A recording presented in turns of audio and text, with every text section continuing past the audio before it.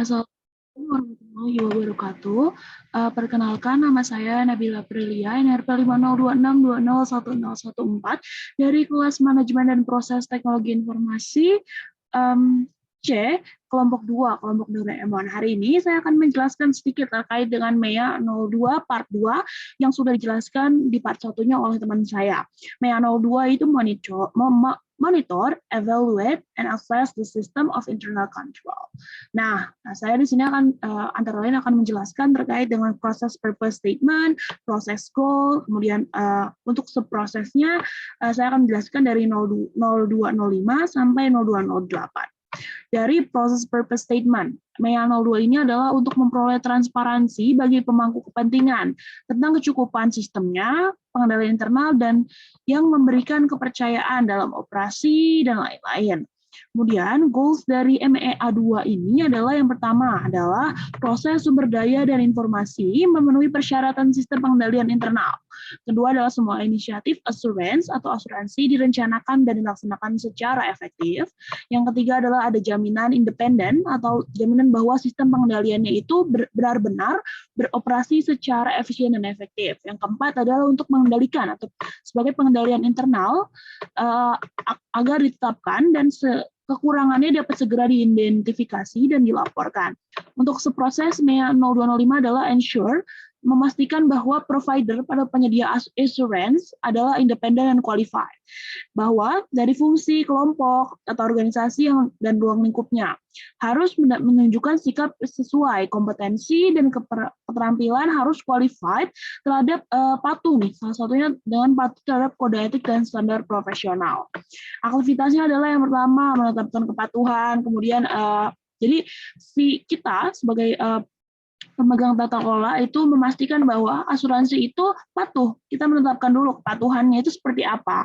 Kemudian kode etiknya itu seperti apa, standar jaminannya itu seperti apa. Kemudian independensi si penyedia asuransi itu harus seperti apa. Kemudian kompetensi dan kualifikasi itu harus seperti apa. Kemudian setelah kita memastikan bahwa asuransi ini adalah sudah independen dan qualified, adalah yang keenam adalah plan assurance initiative. Merencanakan inisiatif jaminan atau assurance berdasarkan tujuan dan prioritas strategis dan beserta faktor-faktor lainnya. Jadi setelah kita udah tetapkan kualifikasi dan independensinya, kita akan merencanakan inisiatifnya dengan menentukan pengguna siapa yang akan dituju, kemudian risikonya seperti apa, kemudian sesuaikan berdasarkan apa yang sudah di state di awal di aktivitas 1 dan 2. Kemudian di MEA 7, Scope Assurance Initiative ini adalah untuk menetapkan, jadi setelah kita udah merencanakan asuransinya, kita harus menentukan ruang lingkup yang diasuransikan berdasarkan tujuannya itu akan seperti apa. Apakah berdasarkan kualifikasi dan plan rencana yang sudah ditetapkan, ruang lingkupnya seperti apa. Kemudian di sini ada aktivitasnya, tentukan ruang lingkup, menentukan ruang lingkup, dan lain-lain. Kemudian ada yang kedua, menentukan rencana, tetapkan praktik untuk mengumpulkan dan evaluasi informasi dan proses, untuk memvalidasi desain hasil pengendalian. Kemudian ketika efektivitasnya si asuransi itu tidak bisa diterima, praktik seperti apa, resiko residualnya. Kemudian MEA 8 adalah mengeksekusi. Setelah direncanakan, ditentukan kualifikasinya, direncanakan, di ruang lingkup ditentukan, yang terakhir adalah mengeksekusi atau menjalankan. Menjalankan yang sudah direncanakan, laporkan semua temuan, memberikan pendapat jika sesuai, rekomendasi untuk perbaikan. Aktivitasnya ada perbaiki pemahaman tentang subjek jaminan TI, perbaiki cakupan, uji efektivitas, kemudian uji untuk pengendalian, tujuan pengendalian, mendokumentasikan, berkomunikasi, mengawas, dan yang terakhir adalah memberikan laporan kepada manajemen.